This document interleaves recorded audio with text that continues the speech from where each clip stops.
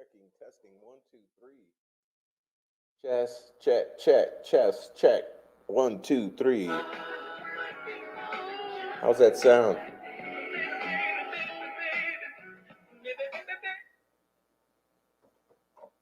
All right. Doing a little sound check, sound check.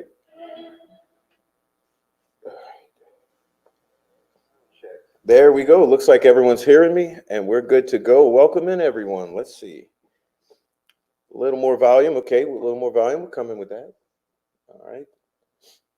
All right. So, welcome in, everyone. And it is Friday. Hey, welcome into the Gaslight Special Friday Night Hangout. I'm going to say hello to everyone. I am drinking chocolate, and it is amazing. All right. So, welcome on in. Let's see. Looks like we have Precocent in here, Marianne Foster and Amy, of course, and it's a God thing, digital. Something to say, Marianne Foster. Got you already, didn't I? Nancy Drew 101 and Brandon. Welcome in, Brandon. Carol Murray. Hey, Brandon, I decided to check your guy out tonight. Well, thank you, Carol. And French 6290 and ACV, Freckle Joy. All right. And I know we got a bunch watching who are not commenting. So, hey, welcome everyone who's watching. Catch it on the replay. Welcome to you too. And if you're here now, even better, because we get to be a part of the show. So awesome. There we go. Is that a little better now? Yeah, let me finish my, I'm just about to the bottom of this mocha here. All right. Yes, indeed. So, what do we got going today? I don't know, a lot. A lot. Let's see, I'm trying to pull up something here. Bring it this way. All right. So before I get to the important starting place, I'll cover this one.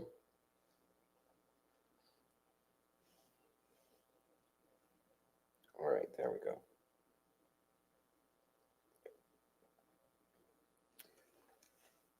Welcome in, everyone, with your coffees. Yes, you got coffee? All right. Okay, so yeah, we got a motion for continuance. How do you guys think that will go? I mean, if I were a betting guy based on the track record, I'd probably say denied, denied. But I'm not a betting guy. So let's see. We have a Razi, okay?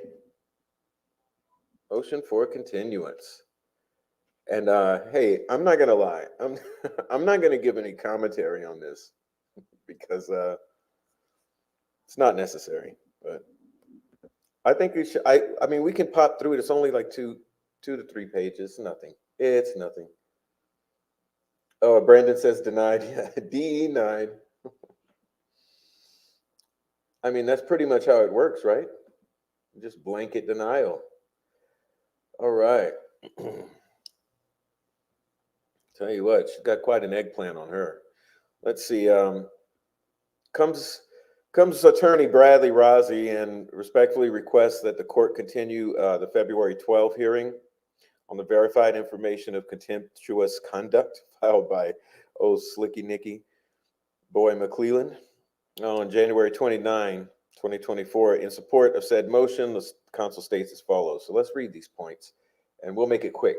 We're going to blaze through this because it's supposed to be a hangout to discuss. I'm not really here to read this, but let's do it.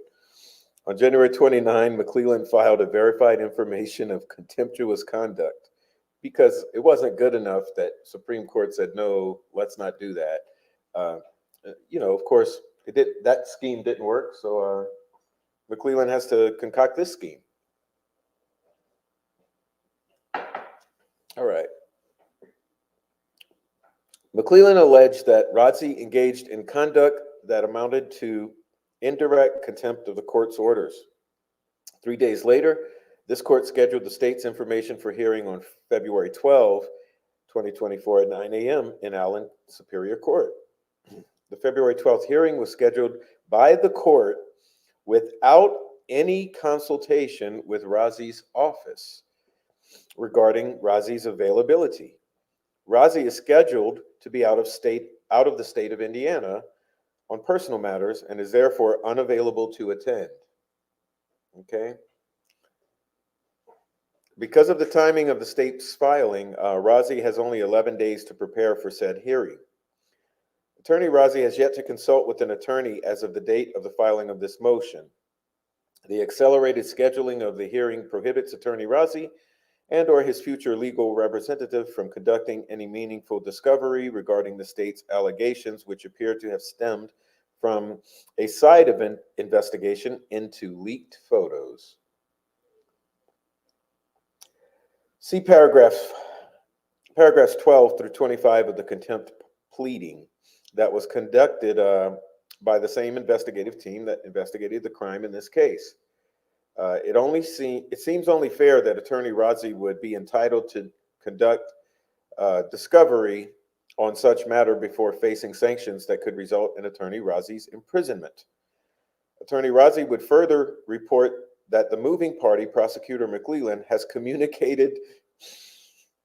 This is a good one. Okay, I'm going to keep the comment to a 0. Okay, so sorry, but Razi has further communicated to. McClellan has communicated to Razi and Baldwin that he will no longer engage in telephonic communications with attorneys Razi and Baldwin in this case. He don't want to talk on the phone. McClellan has limited all communications through email correspondence. Therefore, the flow of information between the state and attorneys Razi and Baldwin is limited. A plain reading of IC 34-47-3-6, the statute articulating the potential punishment to be handed down by the court in a contempt finding, authorizes the court to punish indirect contempt by way of a fine, imprisonment, or both a fine and imprisonment. As such, Attorney Razi is entitled to obtain representation for purposes of defending against the allegations of contempt. An indirect contempt, which is at issue here, requires an array of due process protections, including notice and the opportunity to be heard. Surely these protections would amount to more than 11 days of advance notice. The allegations in the state's information fail to accurately categorize the contemptuous behavior as being grounded in either civil contempt or criminal contempt. However, the pleading was filed with the MR cause number and not in unrelated civil miscellaneous MI cause. Moreover, the allegation is couched as an information for contemptuous behavior as opposed to a citation for contempt. And therefore, it is logical to conclude that the relief sought by Prosecutor McClellan is akin to that associated with criminal contempt. And while the information does not specifically contain a prayer for relief, the pleading does reference the re-victimization of the victims' families, which is immeasurable and incurable. This verbiage is grounded in criminal contempt. Therefore, Attorney Razi is entitled to the appointment of a special judge pursuant to IC 34-47-3-7, and logically, the process of selecting the special judge should occur before any hearing on the allegations takes place. Attorney Razi would also note that on January 28, 2024, defendant Richard Allen, by and through his attorneys, Razi and Baldwin, filed a verified motion to disqualify Judge Francis C. Gull. It is well settled that when an affidavit for change of judge is filed in a proper case based on the bias and prejudice of the judge, the court has no discretion in the matter. Moreover, in Ballard, the court cited the defendant for contempt for failure to comply with an order issued by the court prior to the filing of the request for the change of judge. The factual scenario, this factual scenario is nearly identical to the one that exists in this case. Attorney Razi asserts that at the present time, This court has no authority to conduct a contempt proceeding of any nature. Attorney Rozzi would further note that there remains pending the issuance of a full and final opinion stemming from the Indiana Supreme Court's published order of January 18, 2024. It seems only logical that no further action regarding the allegations of misconduct should occur until the court issues a full opinion giving further guidance regarding its order reinstating attorneys Rozzi and Baldwin and the procedural circumstances surrounding this case. Ironically, the anticipated opinion in this case stems from the filing of an original action, which was also the case in Ballard, referenced above. Therefore, there is precedent that the conduct of a trial court judge in the face of a pending motion to disqualify is appealable in the form of an original action. And there is no harm in awaiting the opinion of the Indiana Supreme Court, affording Attorney Rozzi the opportunity to consult with and retain counsel, allowing Attorney Rozzi an opportunity to conduct discovery on the state's allegations, and most importantly, adjudicating Richard Allen's motion to disqualify. Wherefore, Attorney Rozzi respectfully requests that this court continue the February 12, 2024 hearing on the state's verified information of contemptuous conduct and reset the matter on a date and time convenient for all parties and to the court. Okay, and done. Well, no. Hold on. I'll save it. I mean, it seems reasonable. Seems reasonable. Apologize. Keep hitting the mic today. What's up with the mic?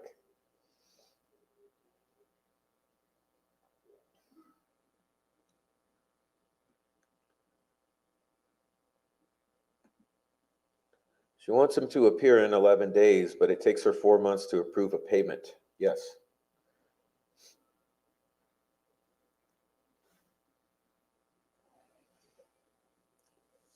Well,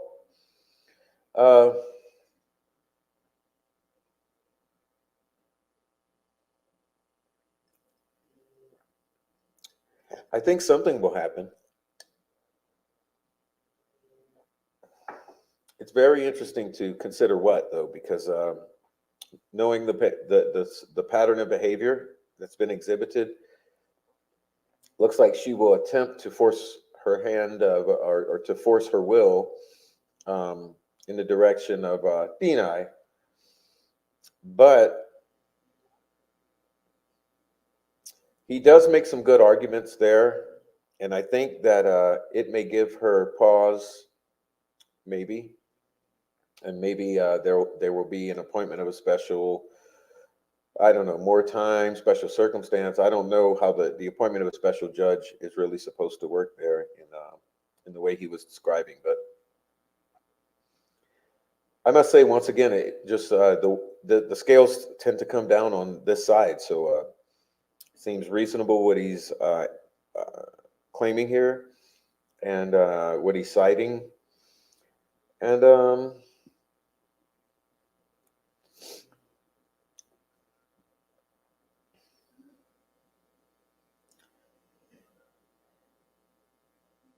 force her will, original action appointment of a new special judge, if she bothers to read it. Well, there you go. So that's your deal with her and this today. But yeah, so hey, what else we got here? We got another little spicy potato. Let's see. I was a little interested in the gag order. Okay. So I figured might be time to take a look at the gag order.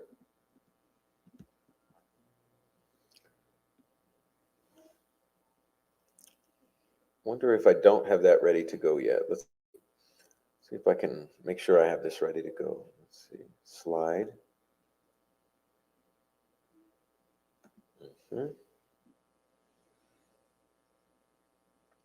Just a moment.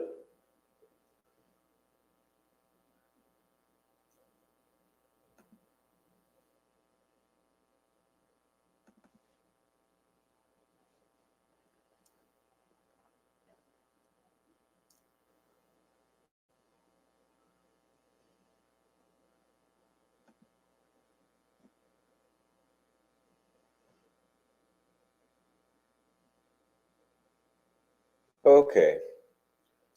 Now, here,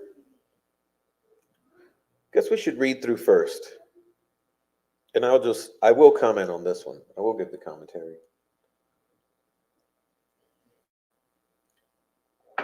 I'm going to hate when that drink is finished. Okay, let's see. Okay, it says here,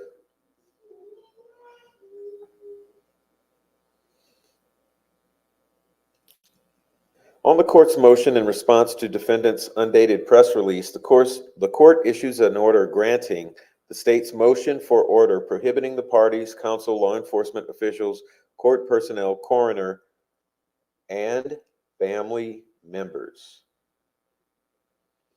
from disseminating information or releasing any extrajudicial statements by means of public communications in whole pending hearing in which the court has recently scheduled for January 13, 2023 at 10 a.m. in Carroll Circuit Court.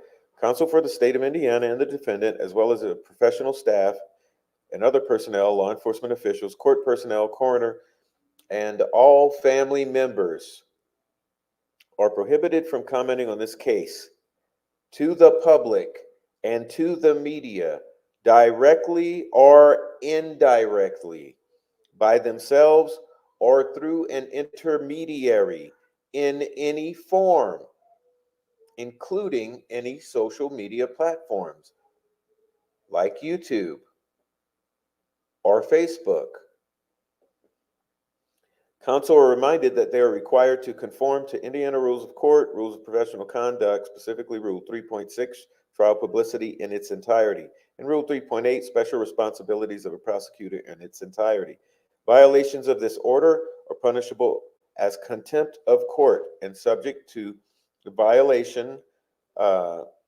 subject the violator to a fine and or incarceration. Okay, so here we go.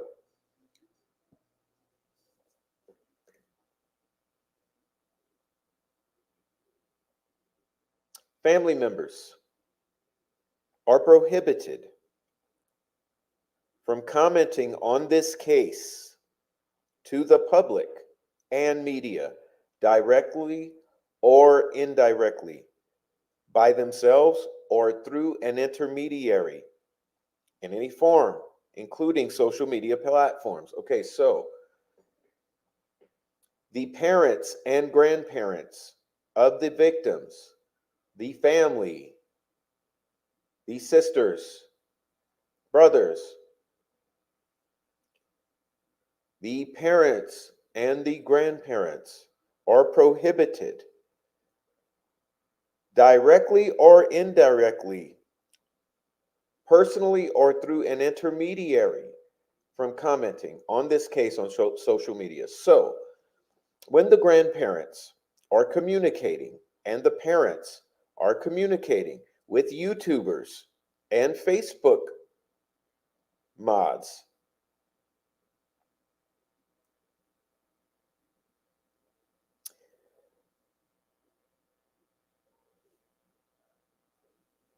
we have YouTubers out of their own mouths and out of their own pens have said, I spoke with Becky. She said XYZ. Not just once, not just twice, repeatedly. We have documentation. Okay? Parents are speaking with YouTubers, Facebookers.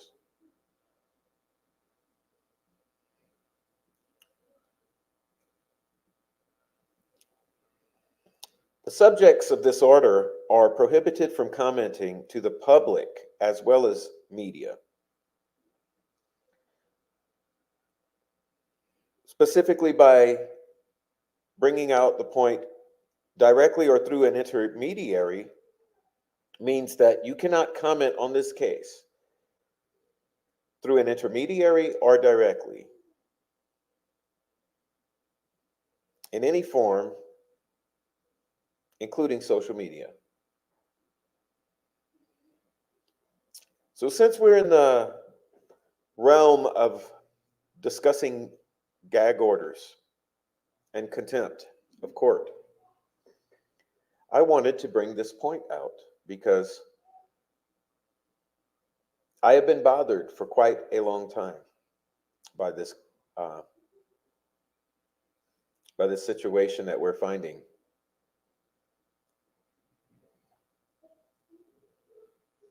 And I think it's very odd that the same ones who have attacked myself and my group of friends and cohorts are the same ones who have been in communication with the family behind the scenes during this gag order. We have YouTubers in regular communication with the family, not only the parents, but the grandparents. So I get a little lost here. I'm looking for, okay, why does the law not apply? Why does this order not apply to the Patties or Anna Williams? Why are we discussing with YouTubers this case when we have been prohibited? Fair question. If we're going to be discussing contempt of court and gag orders. So,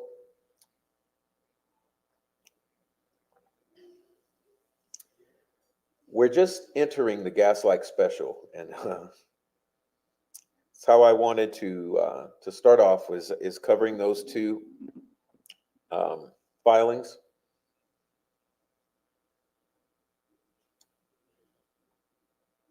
And really, that's all I got. That's all I got today. Let's remove this.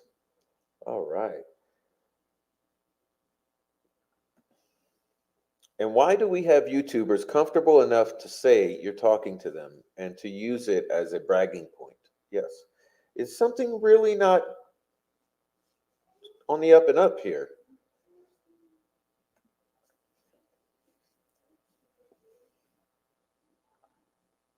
Yes, little Frankie did say that he was hired for this case. He does appear to have new equipment. Only if the gag order is enforced does it mean anything. Well, that's another point.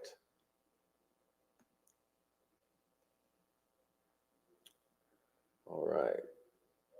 Yo, Noe's in the house. Brandon says a gag order in this case is an overreach. Yeah, I thought so too. I thought so too, but regardless, we got it and it's not being adhered to, so it looks like we may have some contempt of court. Gall should be reported to Indiana Judiciary Disciplinary Committee. Freckle said, yeah. It's a lawyer powerhouse. It's a lawyer powerhouse. You know, it's a lawyer powerhouse that we're looking at.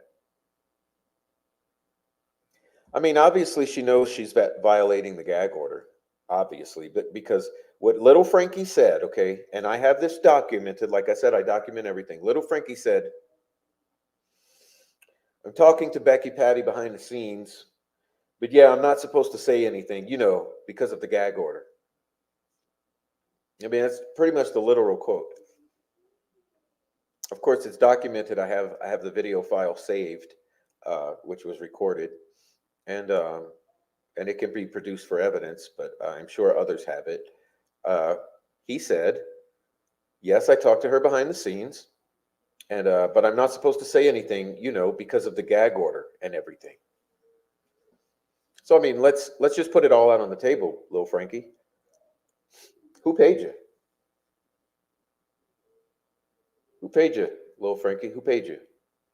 Hey, question for Ruckus and Frank and the crew. Ruckus, Frank, Meister, Sleuth, Gray Hughes. Hey, who paid you? Are you being paid? Are you guys being paid? I mean, we know someone paid little Frankie. We know he talks with Patty behind the scenes. He says so. He alleges. He alleges that he's not supposed to say anything because the gag order. So just my question here is, and in all honesty, it's who else is being paid? Who else is being talked to behind the scenes? Oh yeah, we know Sleuth because we got documentation of that too. Hmm. Oh, and we know Frank Meister because we have documentation of that too. Hmm. And we know Deb, True Crimes Notebook, yeah, because we have documentation of that too. Hmm. Uh, who else do we have documentation of? Let me think.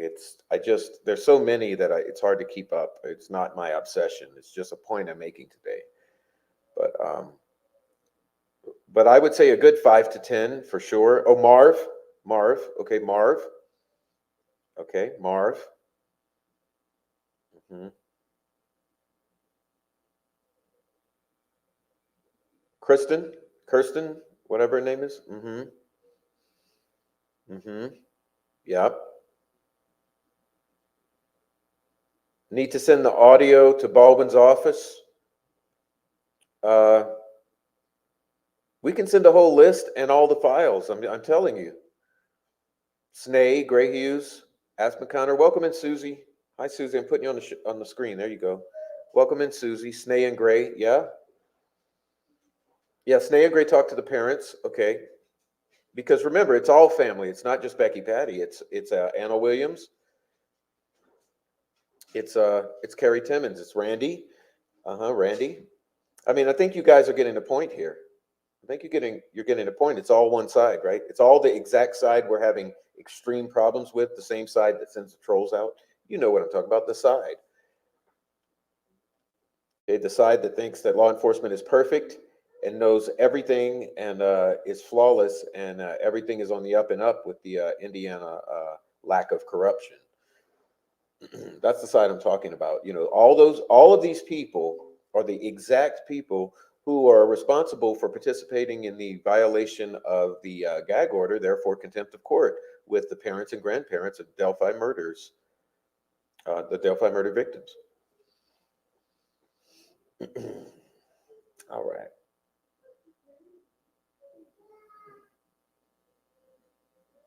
It's just, I mean, it's like, yeah, Greeno. Yeah, Greeno. Thomas Frost. How many of these people are related to the family, to the Germans and the Patties? How many of these people are actually directly related? Okay. So, so yeah, there you go. There you go. So, gag order in place, clear violations, clear contempt of court, no action taken, blind eye turned to it. It's a lot of it is documented. It is absolutely documented. It's recorded. It's saved, uh, whether in writing or in. I've got screenshots of all the writing because little Frankie also wrote about it. So he's recorded speaking about it, writing about it. Um, there's photography. Okay, we got photography of the patties with the YouTubers. I mean, come on, it's about all the evidence in the world you can ever need to know that the gag order has been violated and contempt of court has occurred.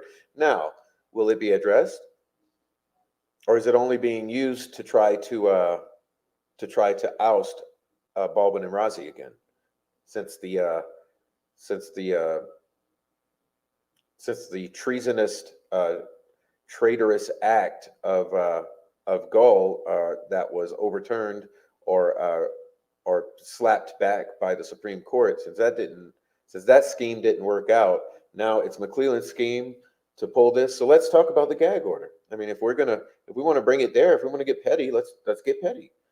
Okay, we're gonna get petty. Let's get petty. Uh, so the way I put it, so Brandon says I haven't been paid, but I've been excommunicated by some. I understand that. So here's my thing. Sometimes payment is not a cash thing. Sometimes it is. Okay. Sometimes it is called incentivized. Okay. So you could be paid with sex.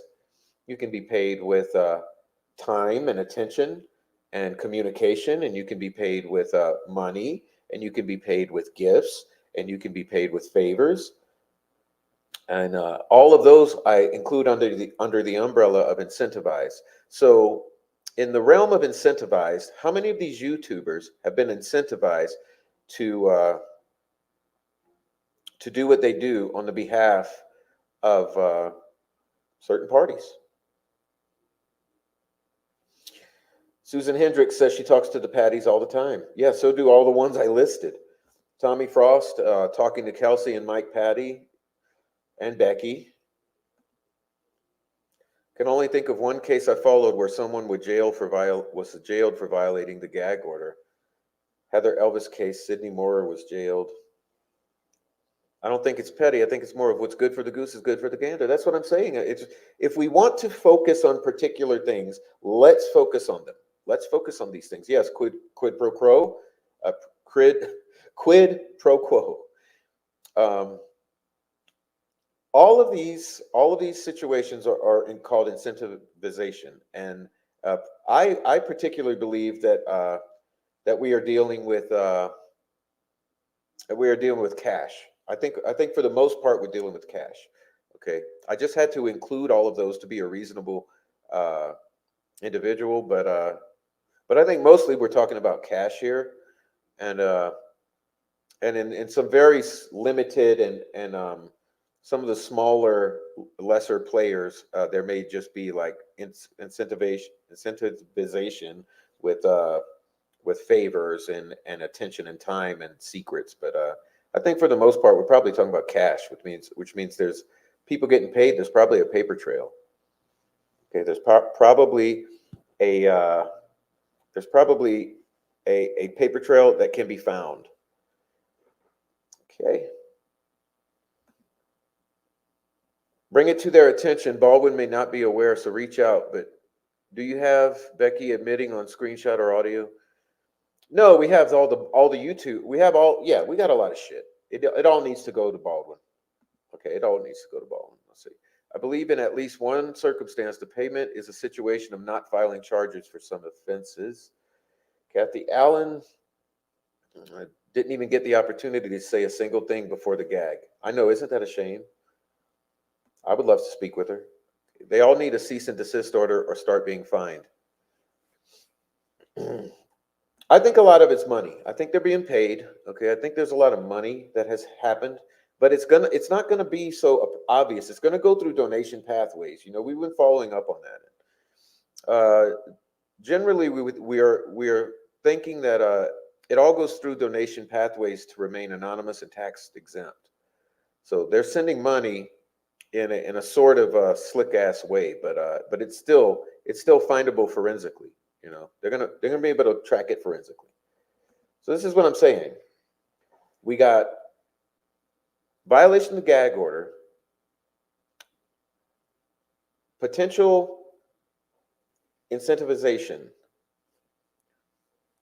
that's forensically accountable. Yeah. Mm-hmm.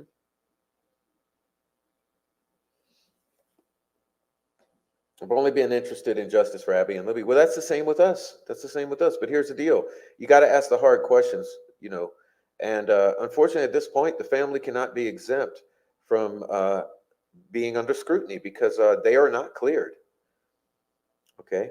So as much as we would love for them to be cleared, you know, for if the reality existed that they had been totally cleared beyond a reasonable doubt, that they're totally cleared, then questioning them would be totally inappropriate. But at this point, no one's cleared.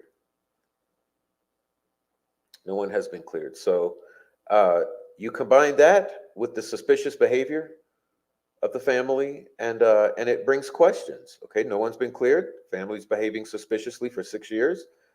People are going to have questions, and so we have questions.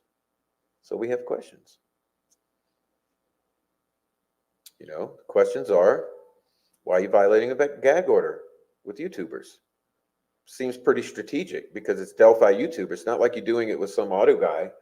You're not talking a case about some guy who fixes autos and discusses autos. You're discussing the case with people who push a particular narrative. Okay, You're discussing the case when you're not supposed to be with YouTubers who push a particular narrative. So it starts to like really be suspect here, you know. I mean, not to mention the mountain of other suspicious behavior in the past 6 years. Yeah, so said what I have to say. Said what I have to say. I wanted to start off and just get that off the chest. You know, I'm a little flustered by the Slick Nick shit in the past week or so, and I think these every time I see a filing by Baldwin and Rozzi, it's I'm impressed. I really must say I'm pretty impressed by most of the filings of Baldwin and Rozzi, and same went for this one. It's yeah. I mean, give the guy a continuance at least, because we're not even talking about a continuance. We're talking about we need a different judge here. We need a different judge, and things have to be done right. And you know, here's the thing. At the end of the day, if this shit keeps up, the feds are stepping in. Okay, believe what you want. You know, in the chat, hey, we all got our own opinions. I'll never disagree with you for having an opinion. That's your opinion. I have mine. Uh, as long as you're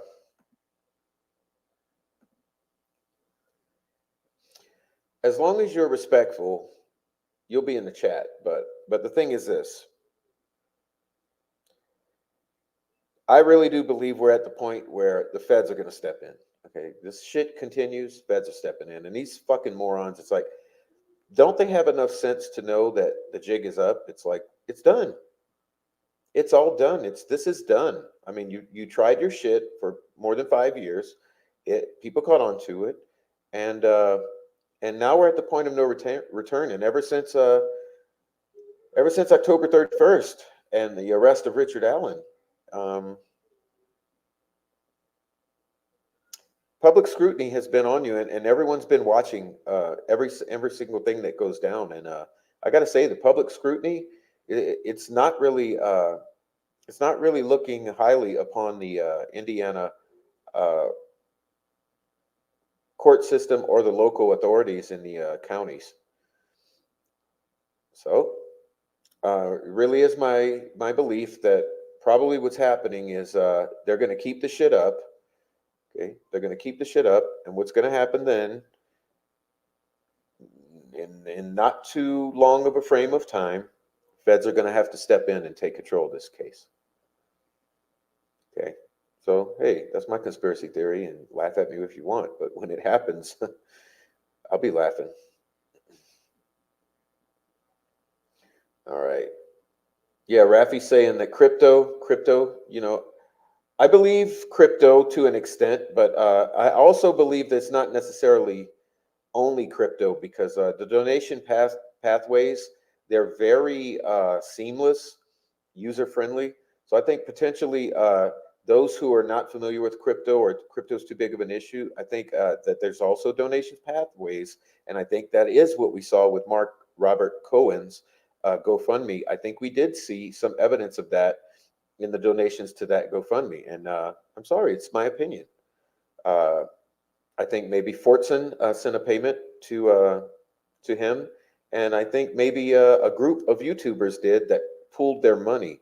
So you might have had a handful of YouTubers all pool their money together and send in the $2,000 to $4,000 or whatever, you know. And then maybe Fortson, he was just rolling solo, so he just sent 500 because that was a price for what he wanted. But yeah, it's my speculation that what you're seeing in that GoFundMe is exactly the evidence of a donation pathway being used for some of this stuff. But it's not the first time, you know. It's not the first time.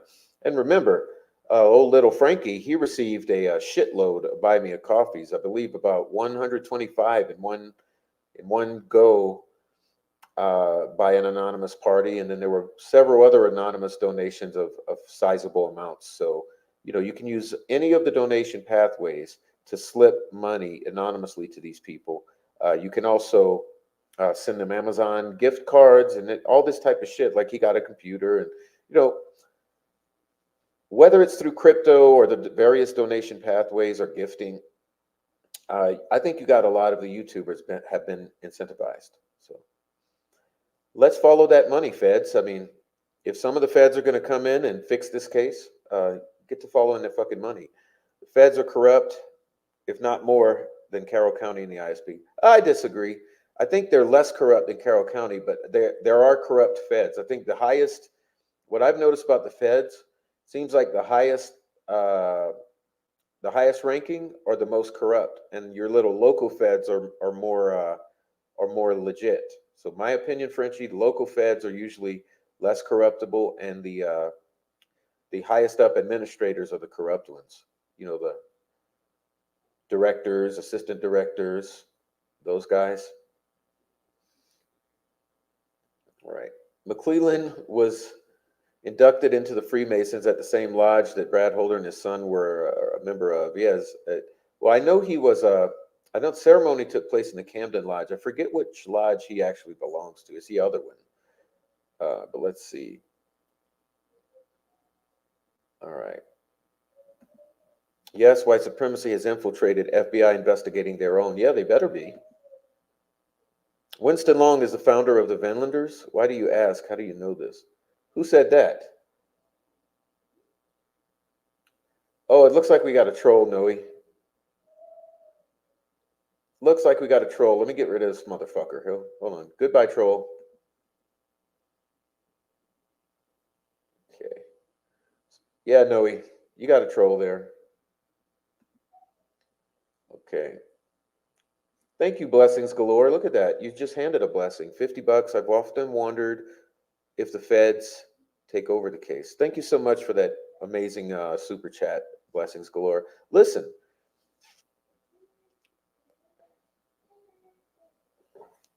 this leads to the question. Okay, this leads to the question. Do we have a RICO on our hands? Do we have a RICO on our hands?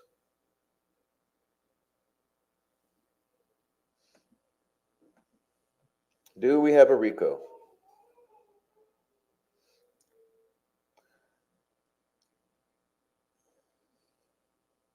You guys want to see why I'm looking? See, you see this split here, this cut?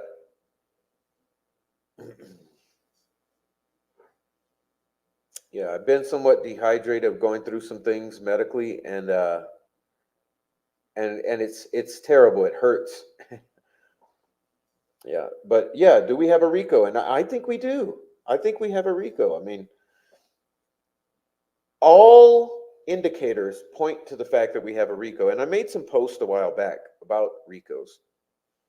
As a matter of fact, why don't I be a good profi and go ahead and look those up so I can remind you of the points that that I took interest in because I wanted to understand about RICO. It may take me a moment to scroll back because it's on my community page here. Like I said, I've given you guys so much over time. It's just I don't always explain it clearly because it's not really for the present. It's for the future. When you look back, you'll be able to see how all of this was very pertinent. But let's see.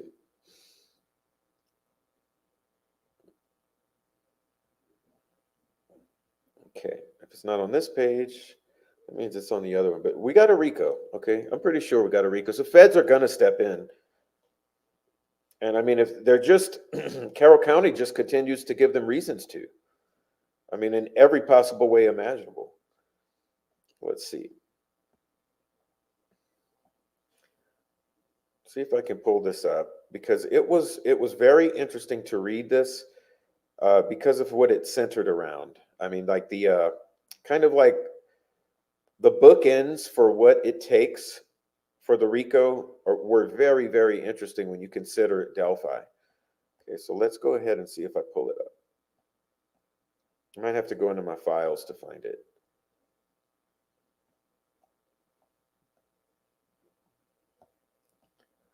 All right, so let's go into the files then.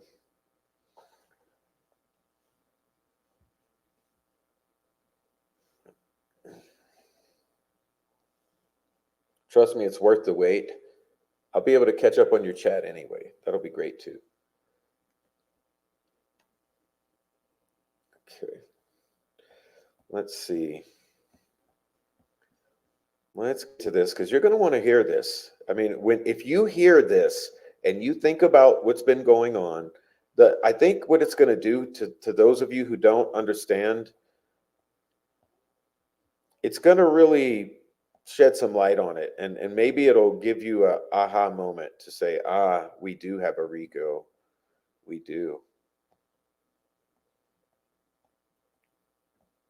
Basically, it revolves around the law enforcement refusing to do what is right. I mean, if you want the short end of it, the summary, short version, when they refuse to do things, then the feds have to step in and take care of business. Okay.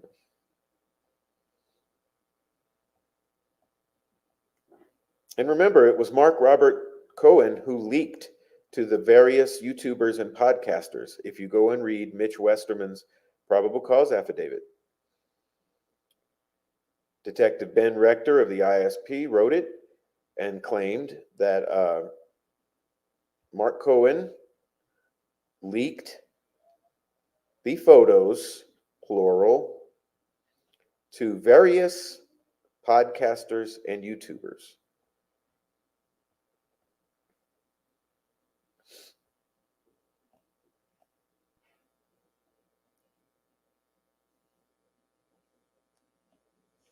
All right. Why is it taking so long for the feds to come in, though? That's what we've all been saying, because, I mean, a lot of us are, we're at the end of our rope here.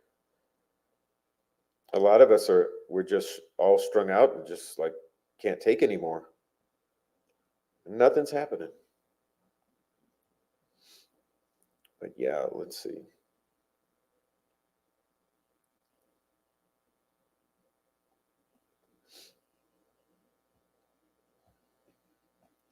This may have been before the leaks because I'm going so far back in time.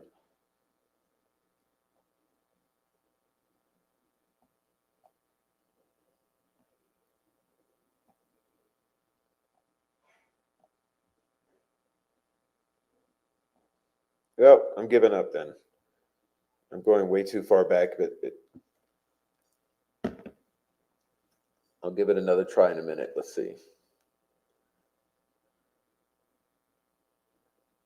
Happy Friday, Sunflower Soul. All right. This case seems to be leaning towards RICO. It sure does seem like it.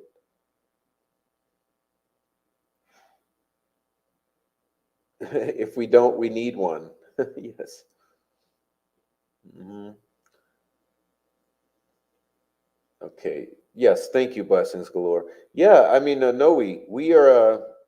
I'm just going to keep blocking the trolls, but I can't undo it. So it's done. It's done. But maybe another one will come in, and I'll let you talk to him for 2 minutes before I block him. Let's see.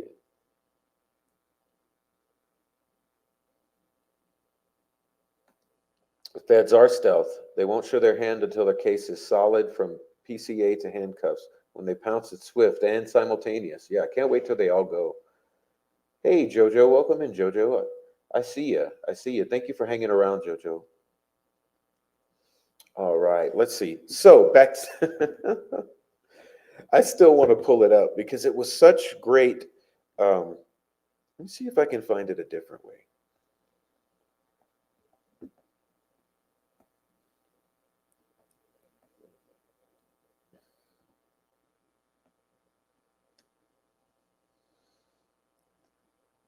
Could always just look it up again and stop being lazy. Let's see.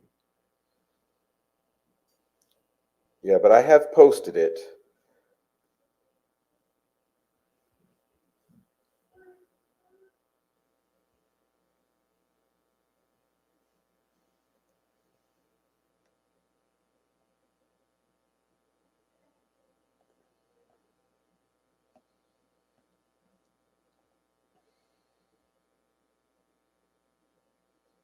All right, let's see. Maybe I'll just go ahead and get it.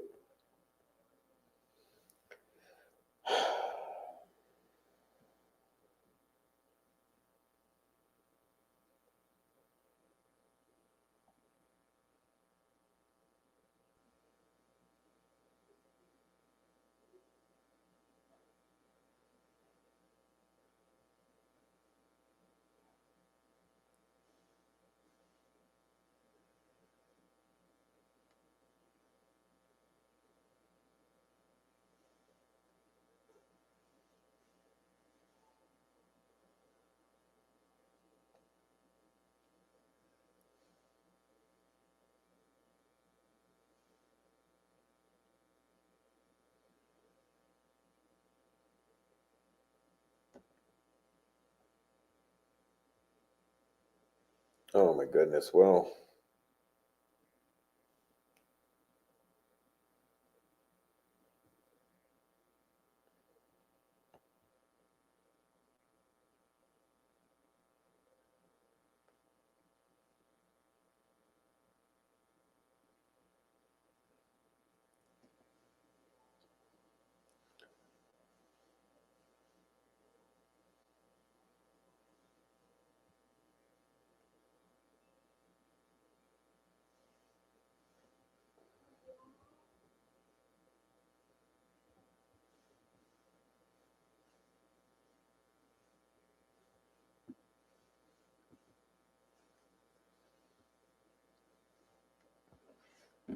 I don't know why it's so hard to find on my page, but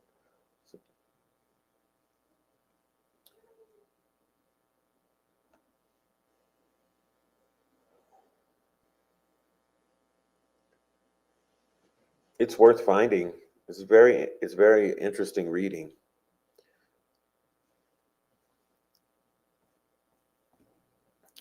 But I think it's pretty much it's hemmed up. I mean, when I look at it and I consider the entire, like I said, the bookends of the context of what's necessary, what has to be happening, it looks like it's just right down the middle. I mean, it's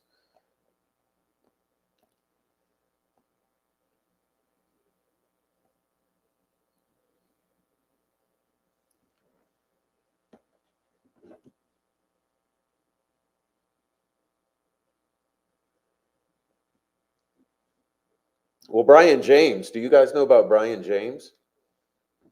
If you're talking about that stuff, what do you know about Brian James, Warline?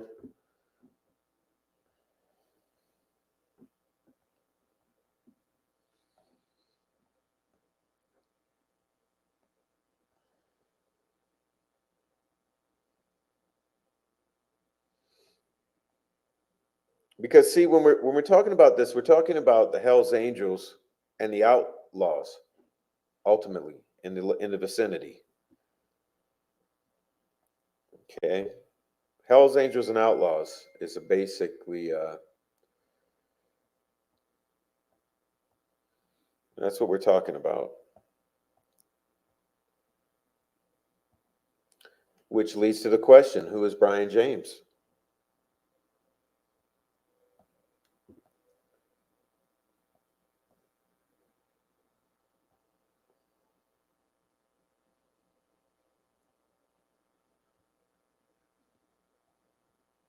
It's just so funny looking at all these old posts. Hey Noe, I'm looking for the I was looking for something to read about Rico, but all right.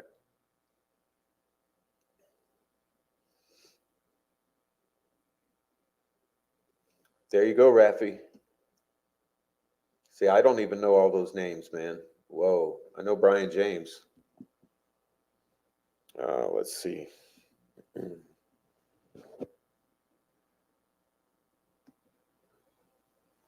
So I'm giving up on it. I can't find it, but I can type into a search engine.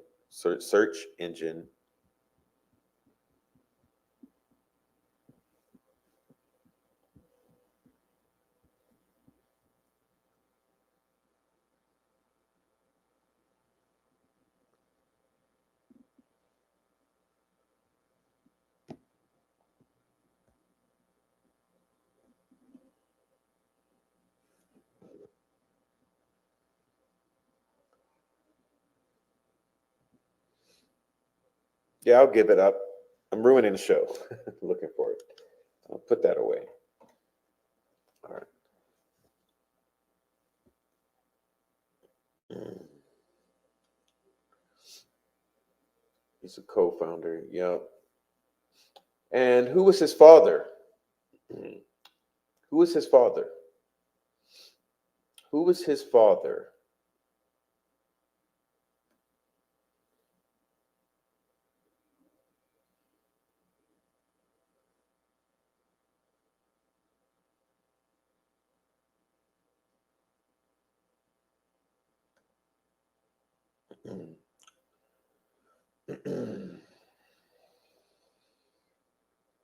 See, we're talking about big guys.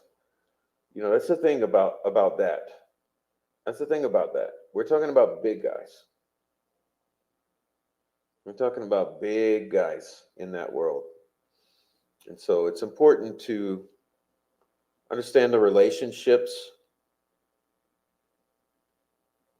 You're talking about big guys. So just like in anything, with the big guys, with the big guys, you always want to know who they're interacting with and who are the big guys' friends, buddies, and relatives. Okay. Yeah. So we're talking about. We're talking about Flora and Delphi, aren't we? And Rico, aren't we?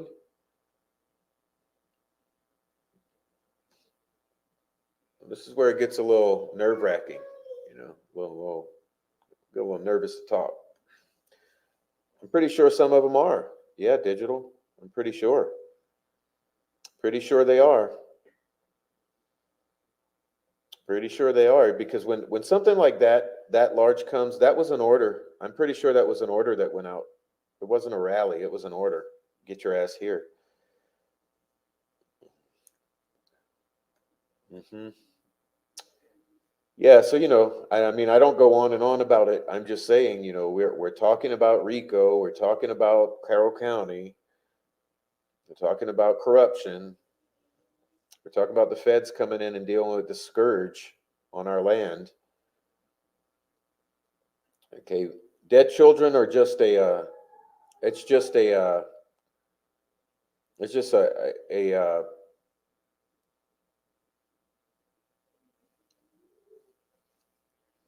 hmm.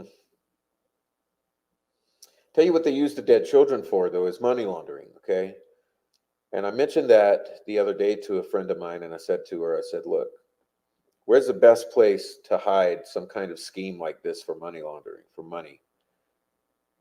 Where's the best way? Where's the best place to hide some dark web funding pathways? Behind dead children. Please, Deanna, email them. The profcontact@gmail.com. Please, thank you, Deanna. Yeah, the dead children. Okay, because where does no one think to look? Where does no one ever think to look for criminal organizations and dark money? Where do they never think to look? Behind dead children, and especially behind dead black children. Okay, behind black people, dead black people. People will never look in those places. The last place you think to look is behind dead, murdered children. So maybe that's where you should look. Remember, these people use masks in every way possible. Okay, there's like the personas that are masked over the sociopathic, narcissist that are in the YouTube spaces. Okay, the absolute psychopaths. They have their mask, which are personas. Then there are the physical masks that they put on when they commit crimes, right? And then there are the masks they put over the money pathways to hide behind, and those are called fundraisers or donation pathways. And dead children is one of the best places. It's one of the best masks, one of the best places to hide behind, because whoever thinks to look behind dead children, all they think about is dead children, want to throw money at it, because you want justice for the dead children. So not only do they not only do children die in their wake, but then they turn around and they take those dead children and they hide behind them. They hide behind them for receiving money. So, my opinion, some of that money they cycle back around like an investment into advertising. And what is advertising? It's called PR. What is PR? It's called violating the gag order. You get the YouTubers and the Facebook um, Facebook personalities. You get them to provide the narrative and the talking points and the attitudes that you want. Okay, whatever it is that you want said, you take that money that you're getting from hiding behind dead children, you take it and you invest a little of that profit back into the advertising. And I think that's why we got YouTubers being paid. Okay.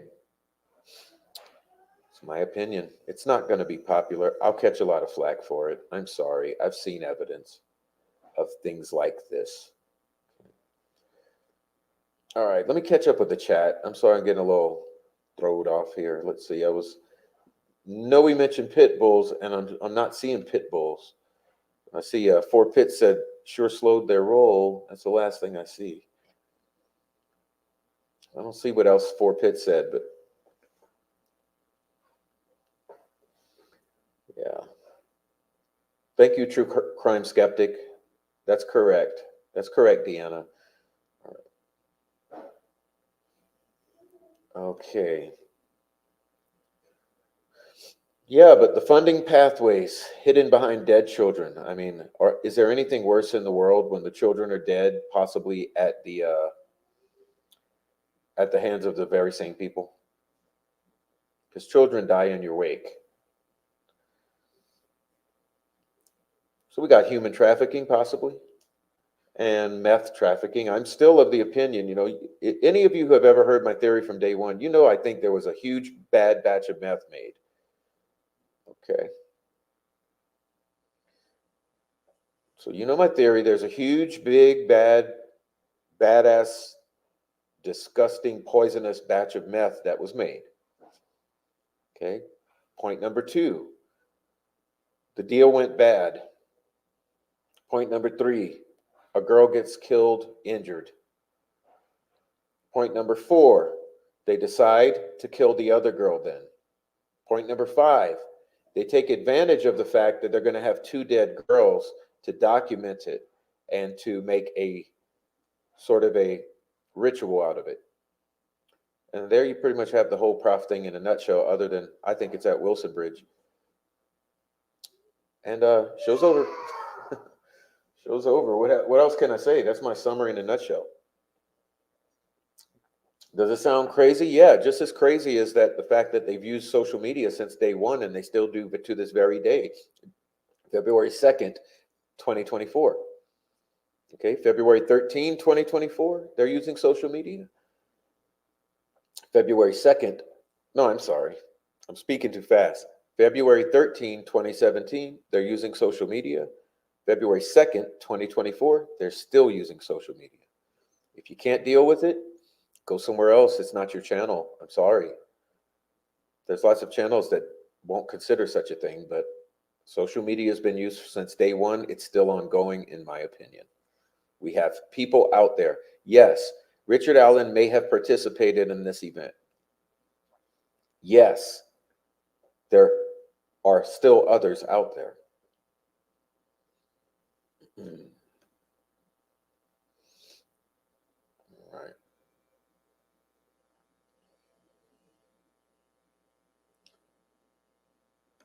Precascent, thank you, says, look for the same tactic in politics. Legislation that states it's needed to protect children.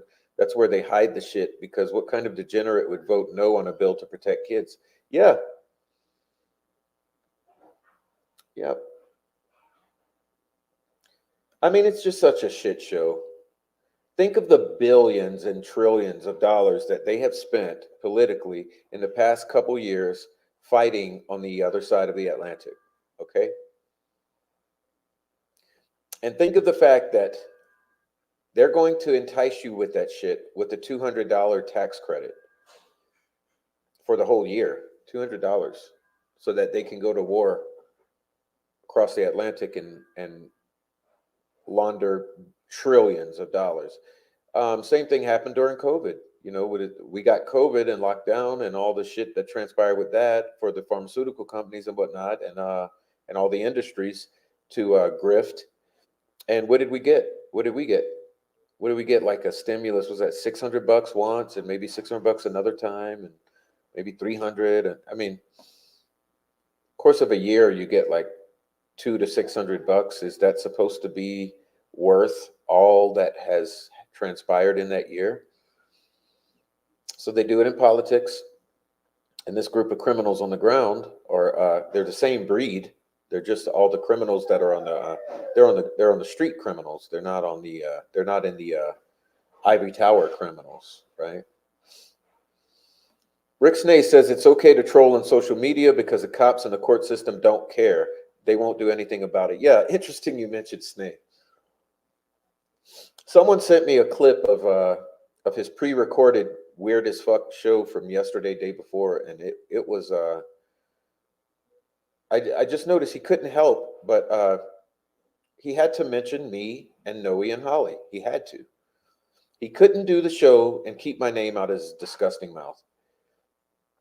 Of course, he had to mention the prof. He had to mention Noe. He had to mention Holly, and then he had to go on and say that, guys, I'm going to keep bullying you. I'm going to keep stalking you. I'm going to keep harassing you, and I'm going to keep trolling you because no one cares. The cops don't care. The court system don't care. Yeah, but what he forgot is that the feds do care because we have submitted all this to the feds, and they are looking at it. And what he won't tell you is that the word on the street is that at uh, the time his throat went away, he had 50 open cases for harassment with the FBI, and that was told directly to a complainant. So yeah, you got 50 cases. You got 50 open cases of harassment logged in with the FBI. I mean, dude, sounds like you're a cyber criminal, and I know you all are. Alex Voorhees has said that he learned from the best cyber criminals. Okay, we know that the likes of Thomas Frost, Randy Gravitt, Chris Long, and others, they are gamers and they use the gaming platforms for activities and communicating. Okay, we got cyber stalkers. We have real life stalkers, and I will be presenting that to you because some of us have been stalked in person. Okay, actually, all the ones Rick Snay named, Holly, Noe, and the prof, we've all been stalked physically in person, and none of us have described that to you yet. Noe has pointed at some of it, but not only are they online criminal cyber stalkers who are gang stalking, and they have been reported to the FBI multiple times. So the FBI is very well aware of our concept of how the group works, so that it may help inform them and give them a head start into looking into this group. But not only that, we've also reported the multiple occurrences of in-life stalking that has happened as we have been followed, photographed, videoed, and harassed in person by this same group of individuals. No, we haven't told you about it yet, but yes, it happened in Delphi. Yes, it happened in Peru. Yes, it happened in where was it? Wabash, Noe? So yeah, this group of Indianians, they have stalked us online, in real life, and it's all occurred in Indiana. And for myself, it's been across state lines because it's over the internet across state lines, which then gives the FBI in proper jurisdiction to handle it. So you guys are smoking crack if you think it's not being looked at. All right. Thank you so much, Deanna. Okay, let's see.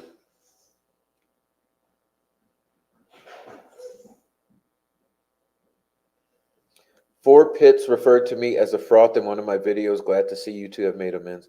Oh yeah, I get along with Four Pits. Four Pits, you get along with me? I think we get along just fine. Let's see. Yeah, it's insane. Yeah, it's insane. Because what they do, see, they have hackers, or they are hackers. So there are hackers involved. So first they hack you.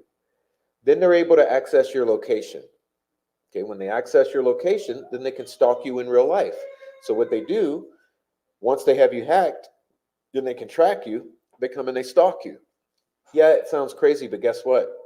Some of it's documented. You'll be seeing it too. I haven't posted that shit yet. Yeah, I mean you, Chris Long, and Jinx and Bossy have stalked Noe, and there's other females have stalked Holly over at the parade in Peru. So there's a parade in Peru where the outlaws were. There was a biker parade in Peru that Holly Lowry attended, and yes, she had stalkers there, and we have all the documentation of it. Sorry, guys, you're busted. It's also been submitted already to law enforcement. Right. So I'm sorry. I know I go off on a little I go off on a little tangent, but I'm trying to make you guys like it's called the Gaslight Special because we're putting out the gaslight. Okay, we're taking the gaslight, putting it out. No, it sounds crazy. Once you see the evidence, it won't sound crazy anymore. And if these people are ever arrested, it really won't sound crazy. But there's proof of it all. There's proof of it. And it's fucking crazy. Like, why are you fuckers stalking us when we're in Indiana?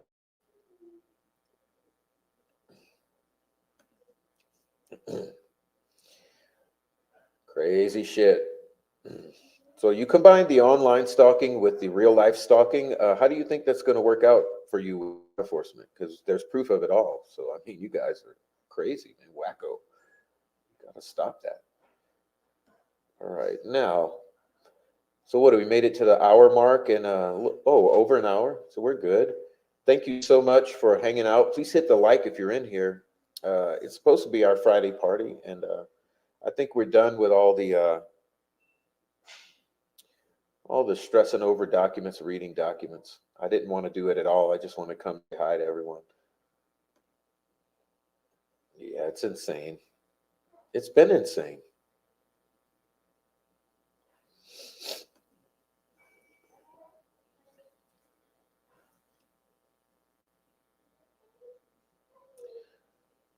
It's for sure being looked at. This has been an ongoing investigation, I believe. I know about the online. I've got a tail. Yeah, there's online, but there's been real life, and that's where it gets extra concerning. Um, I'm putting Blessing Galore back up. Thank you so much, Blessings. You guys know that I've been having a little difficulty with my vehicle is just what in the hell? And honestly, it didn't have anything to do with the trip. Okay, my vehicle breaking down the way it had nothing to do with wear and tear from driving to Indiana. It was totally irrespective of the driving to Indiana or not. It was a problem that was going to happen anyway. So it's a big problem, and I got to deal with it. But just know that it wasn't my drive to Indiana that made my truck experience difficulties. It was already on the way. And the thing is, it just got off a warranty maybe 3 months ago, 3 or 4 months ago, at the end of the year, in the fall. In the fall, my truck is 3 years old now, so it made it to the 3 year mark, and the warranty, that part of the warranty has fallen off. So yeah, just got off a warranty at the 3 year mark, which was in the fall. Oh, I'm gonna look at what you sent. Thank you so much, Deanna. Okay. Oh, that's the funny thing about Snay. Yeah, when he was presenting his case, his voice was just perfectly fine, according to Noe. Isn't that right?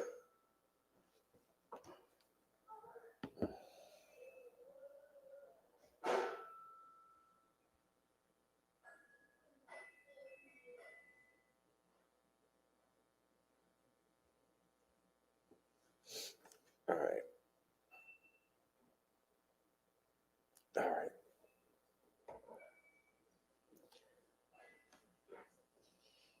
More Pitts. We are good, Pitts. As long as you don't threaten to show up at my door, dude. What did I do? Unless you're coming to have a smoke and a drink. I mean, you're coming to sit down and talk some good shit. Let's talk.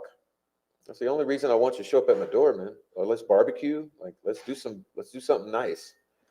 So, he used auto tune to alter his voice the other night in a pre-recorded video. You could hear the echo. Yeah, why was it pre-recorded? They're so ridiculous. Vehicles break and need repair. Yeah, they do. They do. I'm just glad it's not a terrible problem like that. That's a safety issue, luckily, I've never had a vehicle that had a major safety issue with a recall or anything like that. I always pick good vehicles. I have a favorite kind of truck, and that's I'm not going to say it because then you'll know my truck. But I'm kind of brand loyal because I like a certain kind of truck. All right, I'm telling you, I sat about 4 feet across from him. Oh, you sat. Okay, I sat about 4 feet across from him, and the man spoke clearly and perfectly fine. Just trying to find a way to understand why he's faking that he has issues with his voice. I don't know. Maybe they told him to shut the fuck up because of what he was doing to a federal agent and her L.A. County chief sheriff deputy. I don't know. I forget. Freckled. There you go. Freckled. Odd enough that you're here at this very moment. Yes. Yes. You'll take the invite. Come on, Sunflower. You're not far away. Let's do barbecue, good talk, good smoke, and good drink. Okay. Freckle Joy. Isn't that something? Well, Freckle. Yeah, fill us in, Freckled. What do you think happened with Snake, Freckled? You think he was told to shut the fuck up? I mean, shit, I haven't even struck him yet for the various copyright and privacy violations he's committed. But I could always do that if I wanted to. I kind of have sympathy for the guy. I know he makes his meager income from YouTube. I want him to keep that income, so I'm not gonna like pull his only income out from under him. But I could strike him if I wanted. I've just been trying to be nice and not strike him because I know he's living off of YouTube. Okay. Oh, Freckle says she doesn't know. Freckle, you don't know what happened to those Rick Snay? Yeah, I think, oh, maybe, I don't know. Going around threatening people is just always a bad idea. But he's got excuses.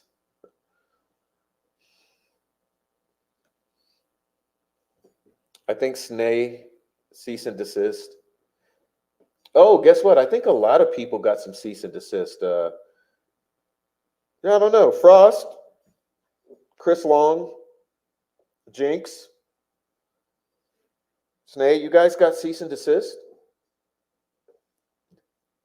You haven't really said anything about it. It seems like Bossy, Kathy Clendenning. Word on these YouTube streets is you got some cease and desist, and consider that a kindness. A cease and desist is actually a formality that's considered a kindness, in my opinion. Something to say is hitting the nail on the head. Okay, well, she says it would seem that he doesn't want to put himself in a position of having to defend himself or address people on the live. Well, he's safe in his little safe space because there's nothing but trolls in his life. It's nothing but his trolls are in his life, so they'll just delete you if you go in there and say anything sensible anyway. But I don't mind him having that. It's just like, keep going, but just leave us alone totally and leave all the women alone. And if you leave everyone alone and stop your shit, then we won't strike your channel and pull your rug out from under you. So consider that your warning. This is my cease and desist, Snay. We will collectively take your channel away if you don't stop your shit immediately. Say our names again. All right.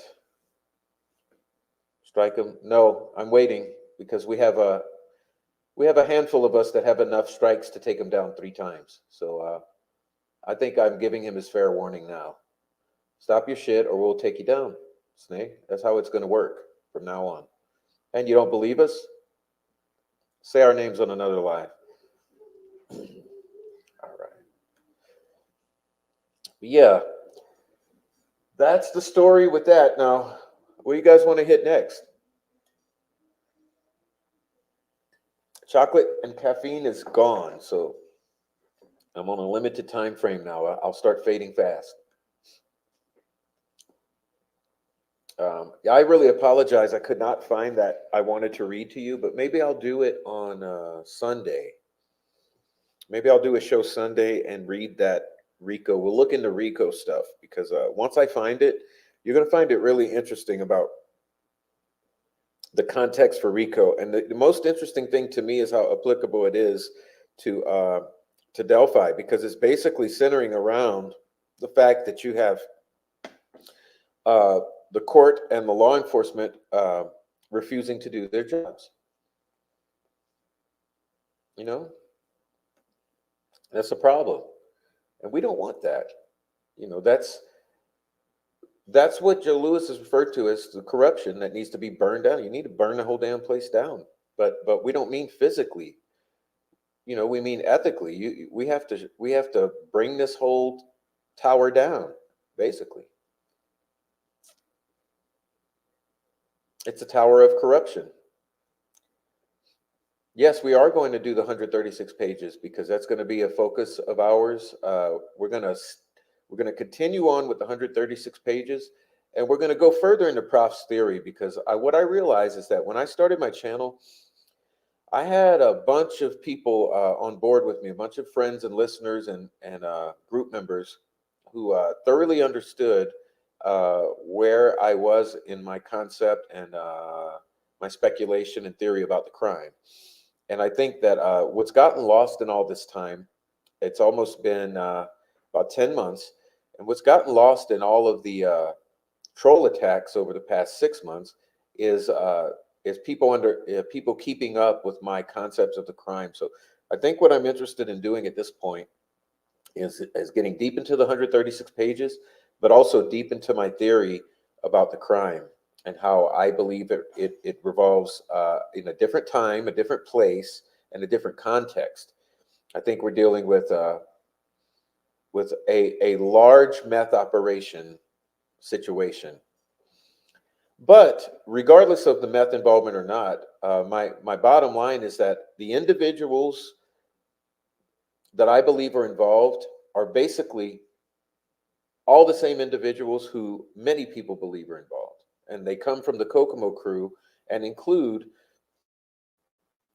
some of the individuals mentioned in 136 pages. Okay. And I believe what we were looking at is a large group of criminals who were all in on the meth game, and because they had a huge batch, there was something going down, and unfortunately, that so remember that this place was known as a cesspool of drugs, and by that I mean Deer Creek. Okay, Deer Creek, the woods at Deer Creek, it was known as a cesspool of drugs. Known as a cesspool of drugs. And in my opinion, that's what they were out there doing, as attested to and speculated by Carrie Timmons and Eric Williams.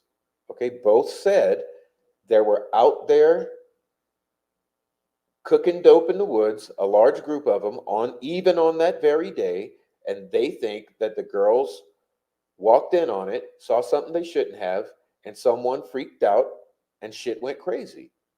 And they dealt with it. Now, if that's what Eric Williams and Carrie Timmons thinks, and one of my sources tells me, and all of the other evidence I've independently found leads to, including the Tina Rodell that no one wants to talk about ever,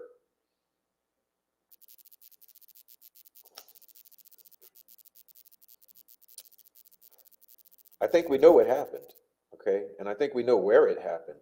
It happened in the fucking woods. Pardon me. Pardon the language. I get a little heated. I'm trying to not get heated. Stay on YouTube probation. One more violation and you're out, Dicky Ricky Leaky. Yeah, and you fuck with us again, and we're taking your channel down. And that's not a threat, it's a promise. So shut up. Find something to talk about other than us. You have plenty to talk about. I mean, we're dealing with an extremely complex cover up, an extremely complex corruption, an extremely complex murder. Do you still have any contact with Copfax? Yes, I have. I miss seeing him. Well, he's waiting like we are. He's waiting for something to happen. Okay, because we know that there's so much more involved. Okay, we know we're dealing with a huge thing. This is not Richard Allen, uh, lone wolf killer. Okay, we know we're dealing with a huge thing. It's akin to a cartel and a huge cover up, and Copfax knows that. And how are we going to deal with that? Okay, because until something comes through the court system, everything we're saying sounds like fantasy world. Because the investigators have not shown you guys yet. The court system has not shown us yet. Because of that, everything we're saying sounds completely unhinged, but it's not. For me, people like Sleuth Intuition sound completely unhinged. Okay, totally, completely fucking unhinged. Talking about Richard Allen being some demonic ghost guy, uh, alleged single murderer, even with one accomplice. No, no, it ain't. It ain't. That ain't it, bro. That sounds unhinged to me at this point. Allegedly. Caitlin, hi Caitlin. I see you have come in. Hey Caitlin, good to see you again. Awesome comments in the various comment sections. I've been seeing you. Thanks for adding to the comments and the channel, Caitlin. All right. Where is Copfax and Clutch? Yeah, they're hiding out. Where's everyone? Everyone's hiding out. Remember the leaks happened? Everyone shut the fuck up. And Julia, I'm still concerned and I want to know what happened with Julia. I really want to know what happened with Julia. Something happened. Her whole channel's gone. She took it all down. God, this hurts. All right. If it was known for Drug Hub, then Becky should never have let the girls go to hang out by themselves. Wow. Yeah, I know. I mean, do you bring girls to a drug deal?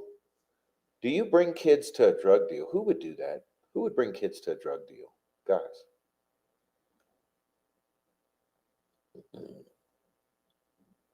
Remember, meth is like the currency of Central Indiana. It is the economy. Okay, meth is the economy of Central Indiana. And for the rich folks, it's sex. Okay, so meth is the economy. It's the lifeblood of the money flow, and sex trafficking is a high dollar luxury, the human trafficking of the more well established, financially better off part of the population. So you got both. You have the meth on the bottom and the human trafficking on top, and it's the flow of the cartel, for lack of a better term. Just sitting back and watching, I think, not wanting to jeopardize a case by saying too much about what they think. They have a lot of restraint. Yeah, but what's jeopardizing? Jeopardizing is not speaking, because by not speaking, if the public doesn't cause a ruckus about what has happened, they're going to get away with it. So everyone who's loudly speaking has to be commended. There's no ruining the case. This case is already fucked. Yeah, you had Clutch. You had Julia. You had a bunch of others have shut the fuck up. So why did everyone go away? What's their agenda? What has happened? Remember, Copfax did agree with me that there was photoshopping. That was met with a lot of contention. Remember, when we disclosed pretty much simultaneously that we had very good reason to believe that there was photoshopping due to the advisement of experts, we were pretty much shunned and shut up. And I saw the worst troll attacks I've ever seen in my life. It gave me a lot of emotional damage and caused me to have to take months off to rest and step away and kind of reconfigure and gather my senses, because I was so emotionally disturbed. I mean, I was in an anxious state, all because I mentioned photoshopping and family maybe not being quite as honest as they should be. Threatened, stalked, harassed, slandered, defamed, messed with my children. Yeah, that's how it happens. Misbehaving? Yeah. Where's everyone? All right. All right, no, yeah. Yeah. It's part of North Central Indiana culture.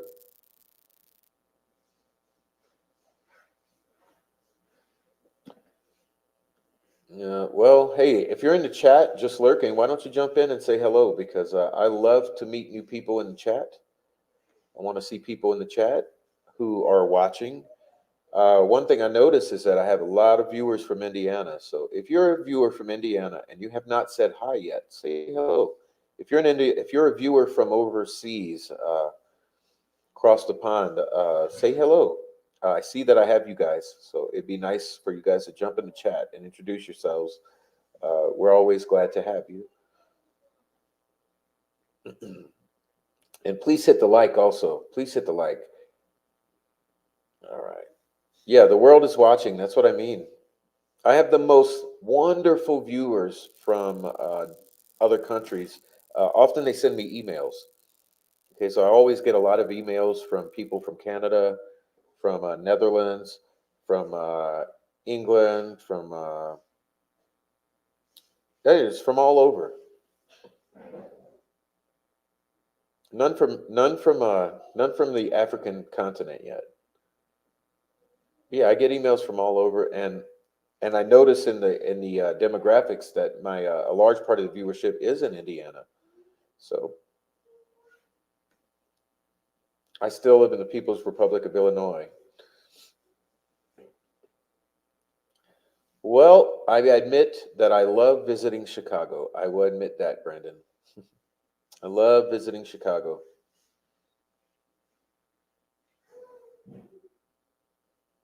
I like Evanston a lot.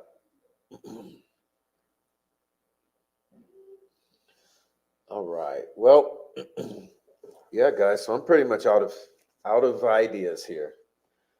I just want to come on and catch up with everyone and say Happy Friday.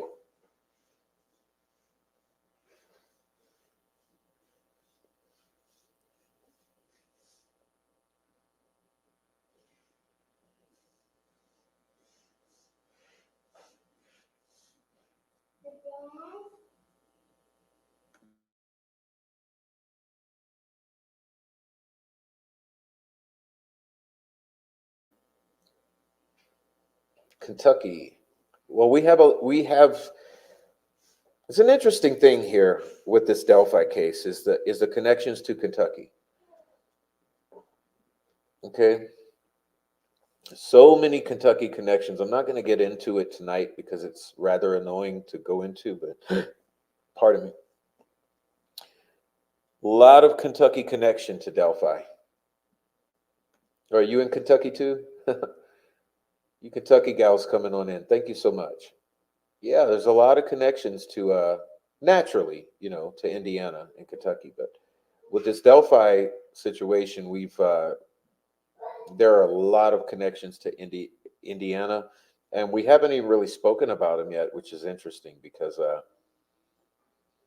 it'd be surprising because the fact that you have the same names but in a different state. A common theme we found: there's a bunch of names from the Delphi murders that also appear in Kentucky, and we're like, what are these people doing? Are they making like alternate accounts where they put their location as Kentucky for some reason? Definitely not a good thing. Creepy shit. Yeah, it's creepy to me. So did I, Nancy Drew. I liked Clutch and Julia a lot in my pre-YouTube days. They were two of the YouTubers I watched on Delphi. Good old Noe's in Wabatucky. Wabatucky. Yeah, all the rednecks who moved up to Wabash. Right, Noe? Tell us the story. And Noe, what's the story of Wabatucky real quick? I think the viewers love to see that.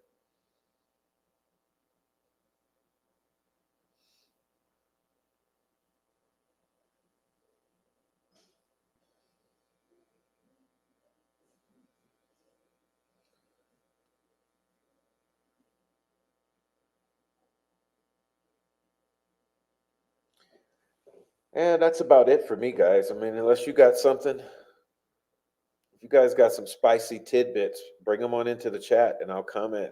Let's talk. Let's spill the tea. Let's spill the tea in the chat. Spill the damn tea. What y'all got? It's Friday. I mean, hey, no one has to get up early in the morning.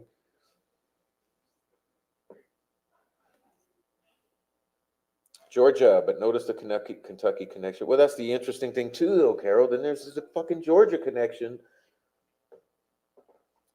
Then there's the Florida connection. Yeah, I mean, we got a whole, but we have trafficking routes. I mean, my opinion is that this whole thing basically comes down to trafficking of drugs and people out of Indiana. Okay, so I think you got trafficking of meth out of the state and into the state, and you got trafficking of humans out of the state. It's my opinion. But keep in mind that Indiana was always a hub, okay? Indianapolis is the hub city for a reason. It's a crossroads, so it makes sense that a place, a crime, an extremely large crime taking place in a hub area would have far-reaching connections because of the nature of it being a hub. So these connections reach down all the way to Florida and all the way to Georgia and all the way to Boston and all the way to Kentucky and all the way to Chicago. Okay.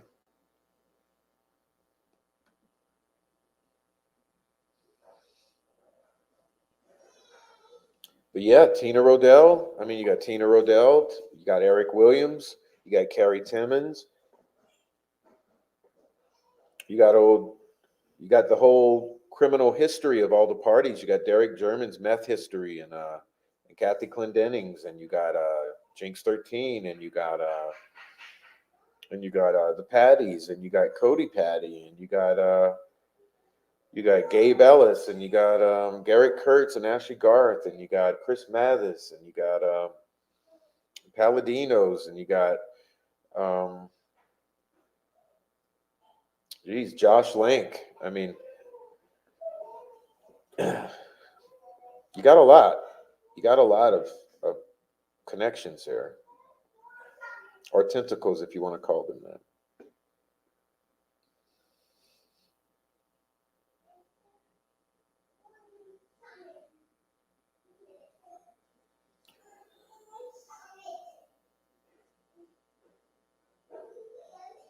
Yeah. So look, let me get a water.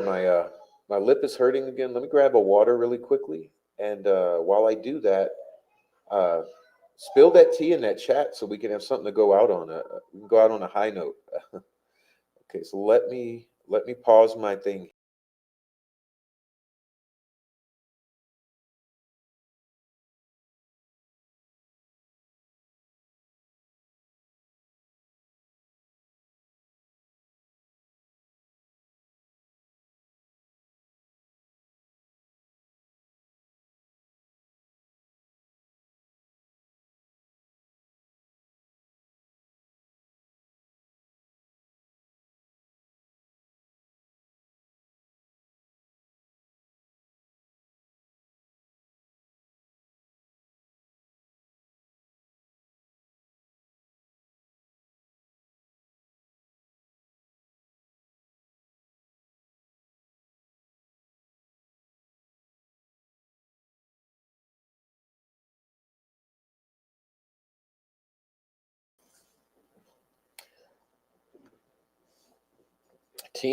Was Tina Rodell's daughter questioned? Wasn't she at the bridge for an initiation, or am I thinking of the wrong person? You're thinking of the right person, and she was questioned. Well, the Stevensons are in Kentucky and may involve meth. Okay, you really want to know the behind the word on the street? It's odd, but the word on the street was there's some meth connection to the Stevenson case in Kentucky, and I'll leave it at that because I don't know much more than that. Okay.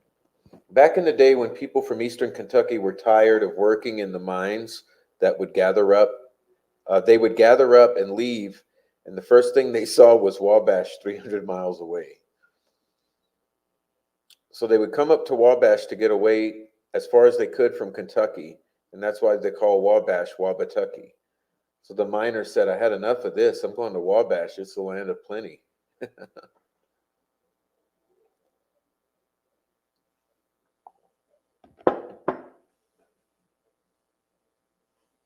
I see. I see. Pardon me. That's the funniest story, but it makes logical sense. Yeah, it's the nearest place to go to get the hell out of the coal mines. Interesting.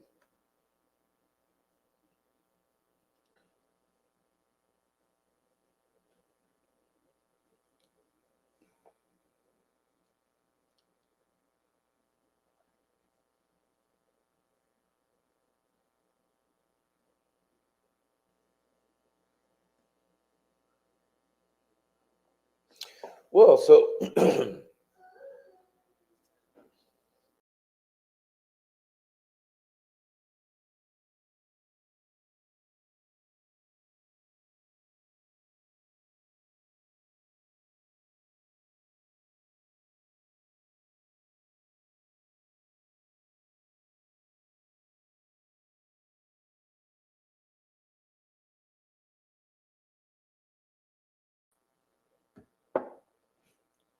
all right. Pardon me. Well, guys, let's wind it down. This You guys are pretty low key tonight. Is everyone tired from a long week? Tired from that long week? You're all low key.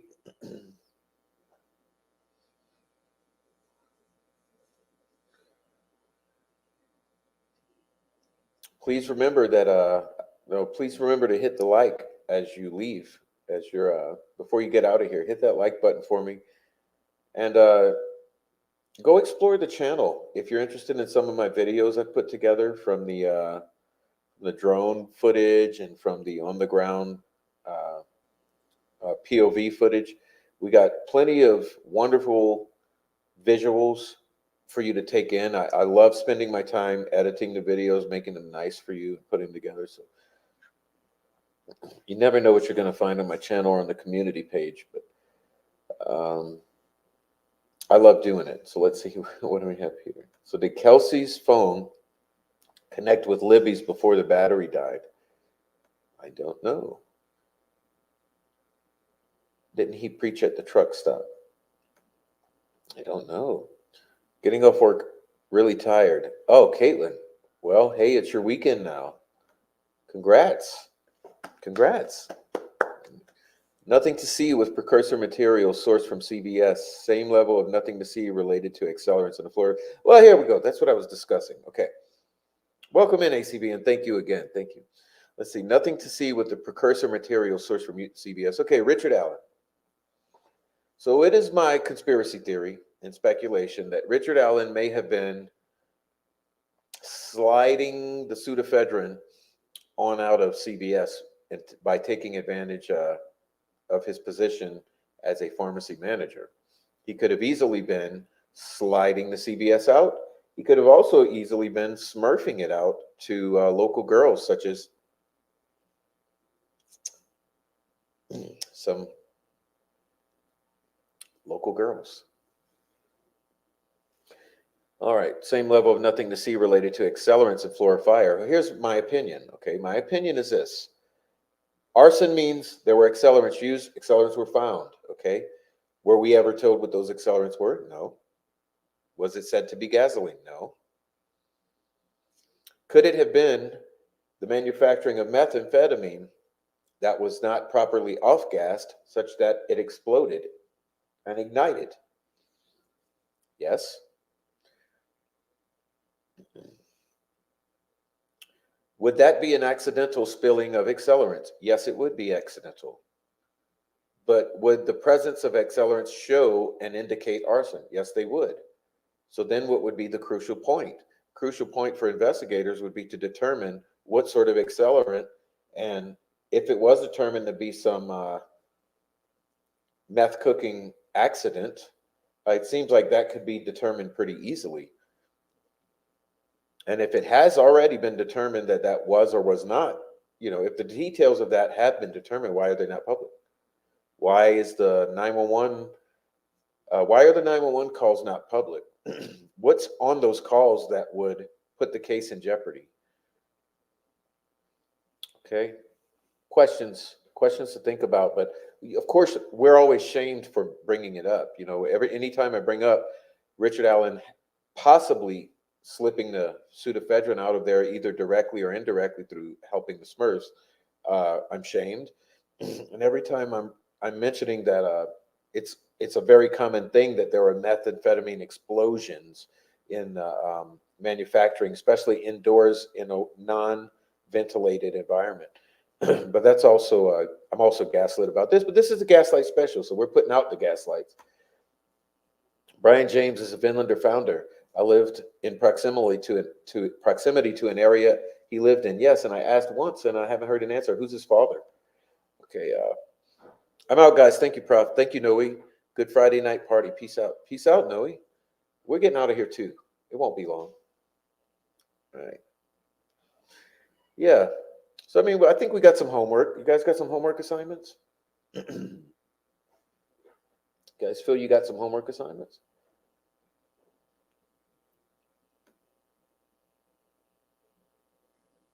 ACV coming in. Stunning videos. Thank you. Thank you so much. I love them and I love doing it, and I'm going to do more. I don't know if I'm going to do more in Delphi because, well, I tell you, I didn't know I'd be stalked, but I just love doing the videos. Okay, I've seen some of them, and the music that goes with them, very nice. Yeah, that's part of what I love about it. Thank you guys for your kind words. Thank you, Brandon. All right. Yeah, details of the Flora fire should be public. Can we not have public details at this point? Somebody knows. Somebody knows something. Why is no one talking? Okay, fair question. Did someone light the fire intentionally? Were they cooking dope and there was an accident and the fire was unintentionally set? What happened to cause that fire?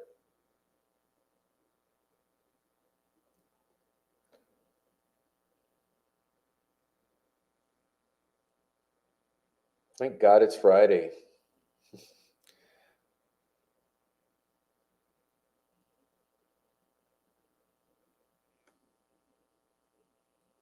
Good night, Noe.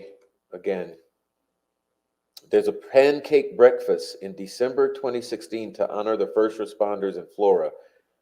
No one from LE, fire, or EMS attends. Whoa. Oof. Why can't we hear the 911 call? I mean, what could possibly be on there other than, oh my God, we were cooking this meth and it exploded, it's everywhere. Or maybe someone says, hey, I heard an explosion. Or maybe someone says, hey, there's a white guy out there lighting a fire in the back. What is on the recordings that we cannot hear that would put this case in jeopardy?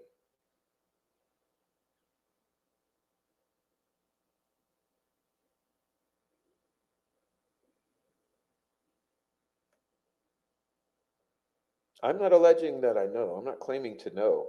I'm just asking questions that are reasonable questions to ask. And hey, what harm is there in asking reasonable questions to ask? Okay. Hey, Jojo. Hey, Prof. I love your channel and all the regulars in the chat. Me too. I super love my regulars in the chat. When I decided to make this channel, I decided to make it a chat-centered show. That I would make it that's why I call it Let's Talk Delphi, basically, is that I wanted to have a talk show. And honestly, I would love to do it as a call-in. As a matter of fact, let me see. If anybody wants to jump on, let's do it this way. Maybe we can go out with a bang.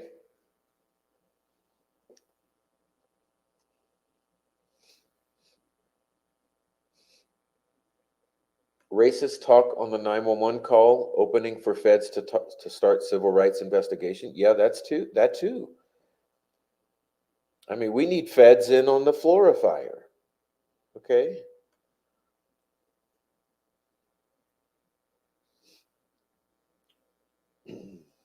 All the secrecy has not helped to this point. And do you think it has? Does it seem reasonable that the secrecy has helped, or has it not helped? And to spend the $60,000, 60 grand, to keep those 911 calls secret, 60 grand, and McClellan often begs for 5 grand at a time. He'll go and beg for 5 grand, but they've flushed 60 grand down the toilet to keep that out of the ears of the public. Why? What's the justification? What's so revealing in the 911? What is so revealing that it risked the entire case? I don't know. I really don't. I wish I knew.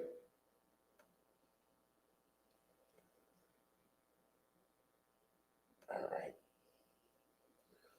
All right. So let's see.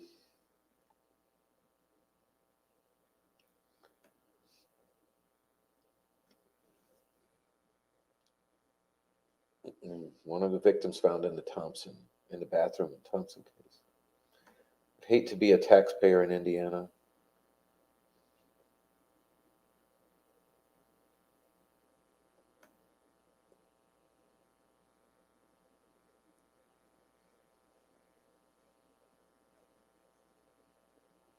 I'll tell you what, it's getting dark in here.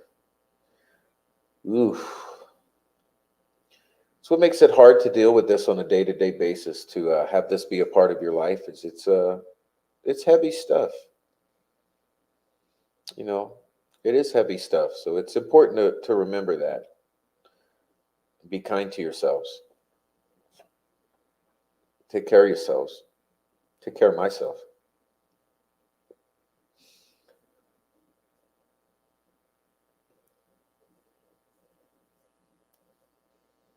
All right, guys. Well,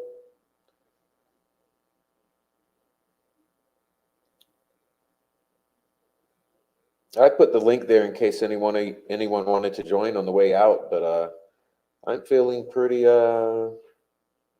much done.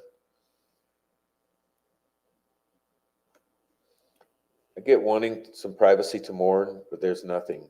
Yeah, same with Derek German. Derek German, come on.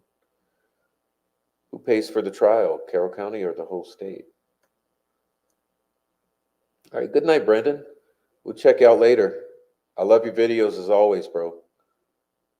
Everyone, if you don't know that Brandon has a channel, he has a good channel, and he makes nice videos, talks about nice things. He got good ideas. Go check out Brandon's channel. If you don't know his channel, click on his name right now and go check out his channel. Hit subscribe or whatever, and come on back. But yeah, go check out Brandon, please. He's nice, and he's a local type. Not really, but close enough. Closer than me. All right. I think Carroll County is Flora in Carroll County. All right. Guys, I'm tired. I'm deciding I'm tired now. It was a nice show though. I'm gonna pump up some music, and that's what we'll do. We'll pump up some music, and then we'll have a good night and get our rest tonight.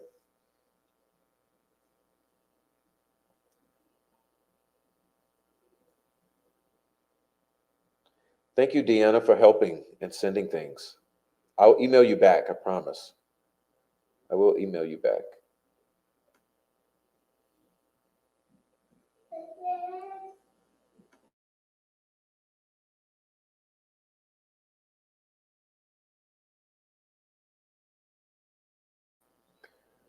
All right. Well, that's the little guy. He wants me to come now anyway.